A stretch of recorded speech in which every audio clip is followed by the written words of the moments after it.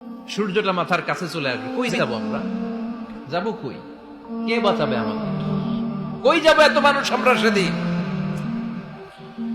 সূর্যটা মাথার কাছে চলে আসবে ভাই সেদিন। সূর্যের প্রচন্ড তাপে মাথার মগজগুলো ভাতের মাড়ের মতো গলে গলে নাকের ছিদ্র আর কানের ছিদ্র দিয়ে বেয়ে বেয়ে পড়বে।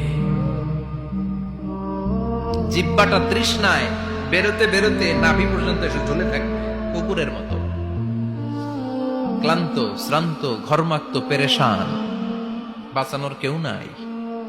মায়েশা জিজ্ঞেস করলেন, ইয়া রাসূলুল্লাহ, don't they feel any shy? Nobody belong any garment in their body, no dress in their body. তাদের দেহে কোনো ড্রেস নাই, পোশাক নাই। নবীরে, এতগুলো মানুষ উলঙ্গ, লজ্জা লাগবে না?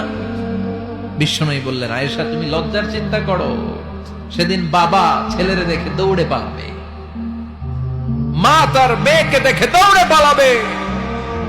সেদিন পীর সাহেব মুরিদের পরিচয় দিবে না, মুরিদ পীর সাহেবরে চিনবে না, নেতা কর্মীরে চিনবে না, কর্মী নেতারে চিনবে না, বাবা তার কলিজার টুকরা ছেলেরে চিনবে না। একটু মিলায় নেন নিজের সাথে। যাদের ছোট্ট ছেলে মেয়ে আছে, চিন্তা করেন যে আমার মেয়েটারে দেখে আমি চিনবো না, ধাক্কা মেরে আমি আরেক দিকে চলে যাব।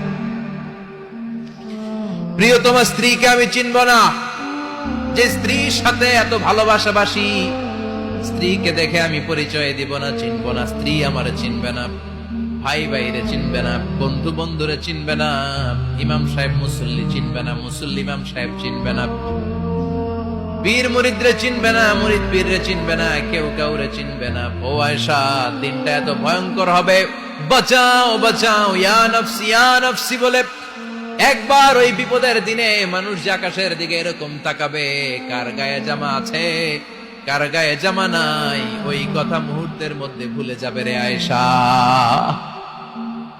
ওই চিন্তাই তো আসবে না, জামার চিন্তা তো অনেক পড়ে। কথা কন।